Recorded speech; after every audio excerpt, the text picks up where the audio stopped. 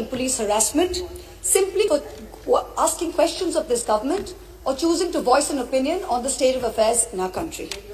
So I, as a parliamentarian, garbed in parliamentary privilege, now choose to use this platform that the people have given me to ask the questions that the people want to ask and to give voice to their thoughts, so that this government may know that arresting, attacking and repressing voices will not hold. I trust my honourable colleagues on the treasury benches will not shout me down, that you, Mr. Honourable Chairman, sir, will let me speak for the entirety of my allotted time, and that Lok Sabha TV, paid for by taxpayers' money, will not turn the screens off. The American journalist Elmer Davis's words about the United States are just as relevant to the celebration of the 72nd anniversary of the birth of our republic. That this republic was not created by cowards, and cowards will not preserve it. So today, I speak of cowardice and courage, and of the difference between the two. Of those cowards who hide behind the false bravado of authority, of power, of hate, of bigotry, of untruths, and dare to call it courage. After all, this government has turned propaganda and disinformation into a cottage industry, whose biggest success is the recasting of cowardice as courage. I will lay out various instances where this government has demonstrated courage. The government claims it has shown courage to bring in a law that questions on arbitrary parameters who is or who isn't an Indian. The Citizenship Amendment Act was passed in 2019 in this House on the pretext of granting citizenship to persecuted Hindus and other minorities in neighbouring countries. At the same time, it threw into an abyss of insecurity millions of Indians who had been living in this land for generations. But the rules by which this act will be implemented were not yet prepared by December 2020, according to the Ministry of Home Affairs. The deadline has yet again been extended till April 2020.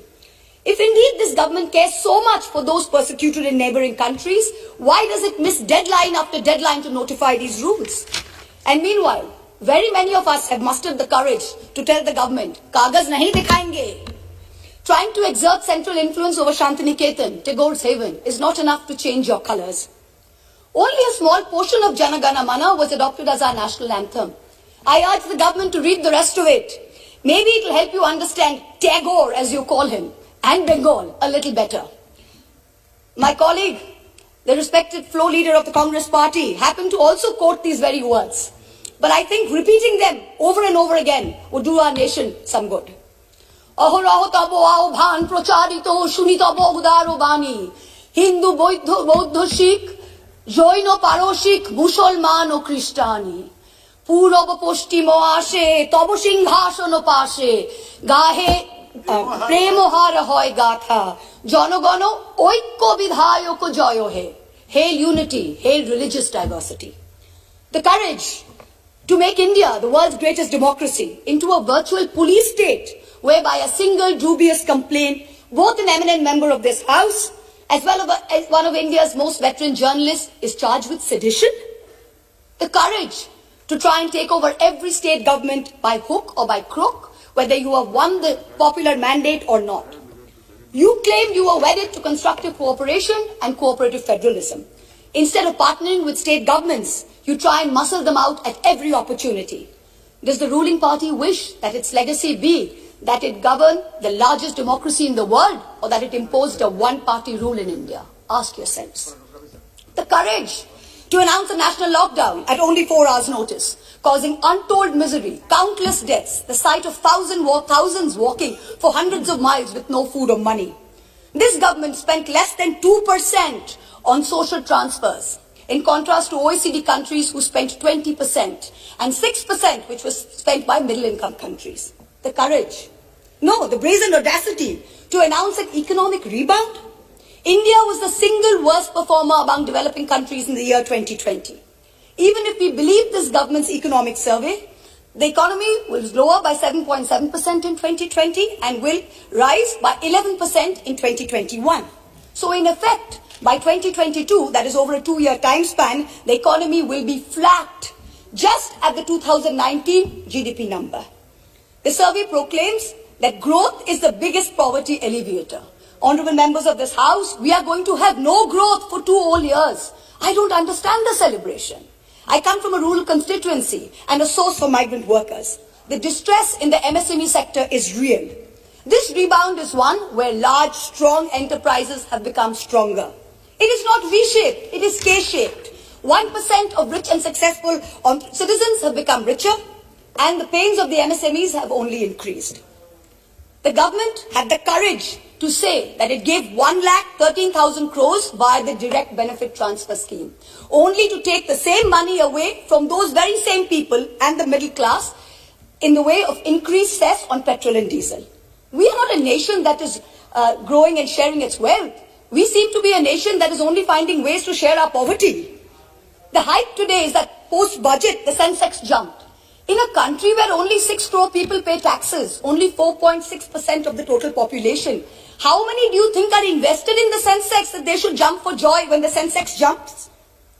The courage to use the official channels of the Ministry of External Affairs to respond to social media posts by an 18-year-old climate activist and an American pop star, where not even one single ministry has been deputed by this government to try and look out for the food, water and basic sanitation needs of the farmers and their families who have been camping at the border for almost 90 days. And finally, the courage to bring in 3 farm laws when the opposition, farmers across the country, as well as the government's oldest ally, warned it was unacceptable. I wish to remind this government that India, under Prime Minister Lal Bahadur Shastri, committed 3 things to Sant Fateh Singh, the Akali leader. The creation of a Punjabi-speaking state, open-ended public procurement, and an assured return on agricultural produce. These farm laws threaten to snatch away 2 of these guarantees. These laws were arrived at without consensus, tabled without scrutiny, and rammed down this nation's throat with the brute force of the treasury benches. They have firmly established this government's motto of brutality over morality. And everyone else in this country has been portrayed as a coward or a terrorist, from the farmers to the students to the old ladies of Shaheen Bagh. You say you have courage. You claim you have done so many things that no other government before you has done. Yes, that is true. In true fascist fashion, you have made every act of pettiness, of vengeance, of hate, of bigotry a part of your narrative of courage.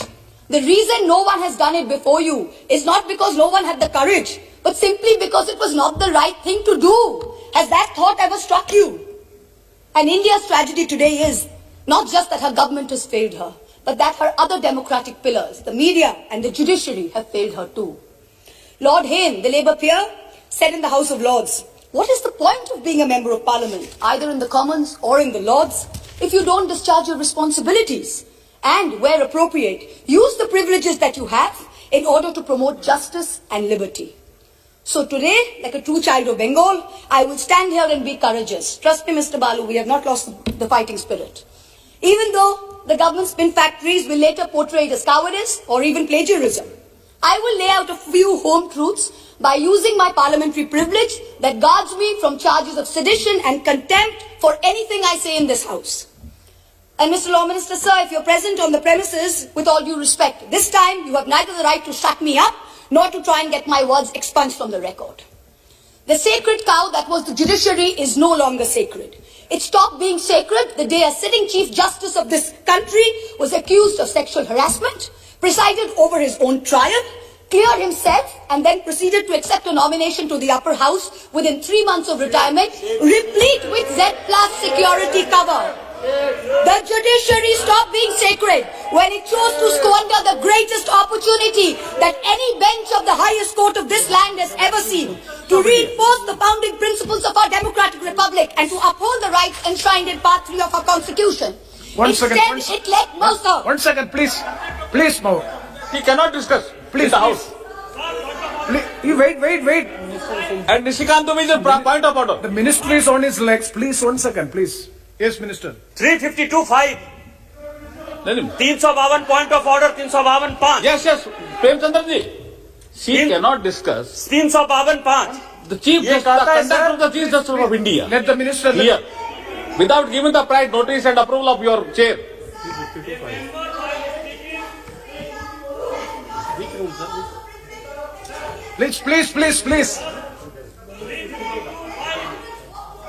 Please, honorable. Please, Mahou Maitra ji, please be seated.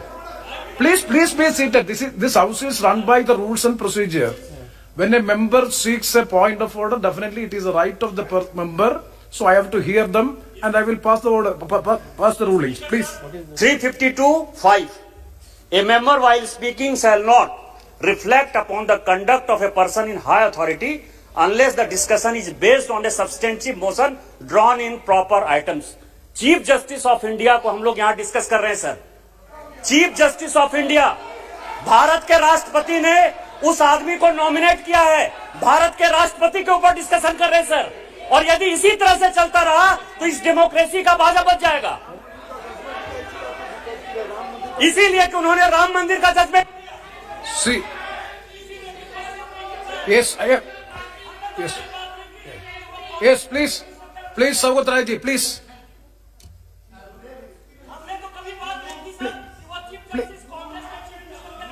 Please. Saugat Rai ji, please.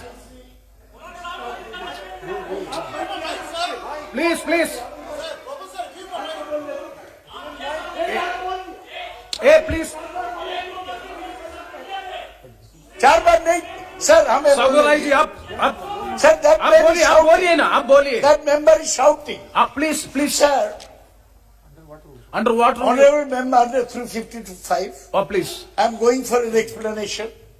When the honorable member Mahua Moitra spoke, she did not refer to any person by name. She did not mention anyone. And what? देखो आज आप कुछ नहीं समझते, बैठिए। Number 2, she referred to a person who was the Chief Justice. If that man would be Chief Justice now, no mention could be made against him excepting by way of impeachment or accepting by a substantive motion. That man is a retired Chief Justice.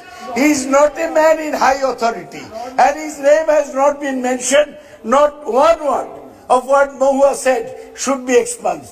I appeal to your good sense, sir, and your fair play and justice, Yes. that don't Yes, let please. this lady be stifled by the minions of this ruling party. Yes, Honorable Minister. मैं ये कह रहा था chairman साहब, ये जो माननीय सदस्य बोल रही थी, इसने सेक्सुअल हरेसमेंट का आरोप लगाया चीफ जस्टिस ऑफ इंडिया पे। ये हमारे लिए शर्म की बात नहीं है, और इस हाउस में हम डिस्कस कर रहे हैं, और सौगत राय जैसा आदमी इसको डिफेंड कर रहे हैं। ये इतने विद्वान आदमी इनको डिफेंड कर रहे हैं। ये तो शेमफुल एक्टिविटी है। आप चीफ जस्टिस ऑफ इंडिया पे सेक्सुअल हरेसमेंट का आरोप लगा रहे हैं openly. Mahua Moitra ji, please. It is the misconduct of the member. Let me pass the observation of the chair. We will go through the proceedings. If anything it is affecting the higher authority and anything which is unparliamentary, definitely it will be looked into and it will be corrected. Please try to avoid such observations. No, sir. Sir, it is extremely important that I not only not avoid this, please, sir. It is very important that I not only not avoid them, but I bring them up, because I did not accuse the honorable gentleman of sexual harassment. Please. Somebody else did. A trial happened which he presided over. Number one, let me put it on record. I did not. It is a matter of great shame that someone sitting in the Chief Justice of India's chair, to which he had been appointed by the President of India, was accused of such a horrible act. I did not do it. Instead, let migrants walk She to is their repeating deaths. the target. Please. It let our greatest It should not be done. activists and modern It should freedom not be done. fighters rot in jail. She is repeating the It target. now sits back as She a is not obeying the order. Chairman sir, she is not obeying the order. Chairman sir, she is not obeying the order. Again she is repeating. See, anything objectionable will not be there on the records. Please. Sir, Yes. Obeying the order of the chair also. No, anything She is again repeating the same charges against the Chief Justice of India. sir, Please, is it please. on? Sir, I have already. excuse me, sir. Please, Mahua Moitra ji, please be Excuse seated. me, sir. Please. Sir, you are welcome. Sir, Hadi. Mahua Moitra ji, Hello. You have already made your observation. Yes, sir. Please, Let please, me please. continue with my speech. Please Let have the me- patience. Please let- have the patience to Yes, hear the sir. chair, please. Yes, sir. Please, Let me please. continue. See, the matter is there is. Let me continue my speech, And sir. please, please, Mr. you Chairman, please sir. wait. Thank Don't- you. don't be so- Instead, What, madam? the Madam. judiciary stopped being sacred when it chose to squander the greatest opportunity Wonderful. that Yes. any bench of the highest court of this land has ever seen. Mahomait Raji, please address to the chair. Please hear the chair. Please be seated. Please be seated for 1 second. See, the matter is 352-5. 356. I'm calling 356. Yes. 356. The Speaker, after having called the attention of the House to the conduct of a member who persists in irrelevance or in tedious repetition, either in own arguments or the arguments used by other members in debate, may direct that member of discontinue the speech. Again he is repeating, sir. Yes. आपके observation के बाद again he is repeating. Nishikant Dubeji, wait. Nishikant Dubeji, we have already disposed of the issue. Yeah.